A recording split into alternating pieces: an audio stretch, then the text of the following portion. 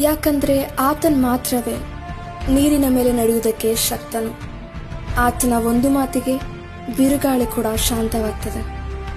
ಬರೀ 5 ರೊಟ್ಟಿ 2 ಮೀನನ್ನು 5,000ಕ್ಕೂ ಹೆಚ್ಚು ಜನಗಳಿಗೆ ತೃಪ್ತಿಯಾಗುವಂತೆ ಅದ್ಭುತ ಮಾಡಿದ್ರು. ಆತನ ಒಂದು ಸ್ಪರ್ಶ ಹುಟ್ಟುಗೂಡನ ಕಣ್ಗಳು ಕಾಣುವಂತೆ ಮಾಡ್ತದೆ. ಆತನ ಒಂದು ನೋಟಕ್ಕೆ 1,000 ದೆವ್ವಗಳು ಆತನ ಮುಂದೆ ಅಡ್ಡವಿದ್ದು ಬೇಡಿಕೊಂಡವು. ಆತನ್ ಮಾತ್ರವೇ ಸತ್ತು ಹೋಗಿರೋರನ್ನು ಕೂಡ ಬದುಕಿಸ್ಲಿಕ್ಕೆ ಸಾಧ್ಯ.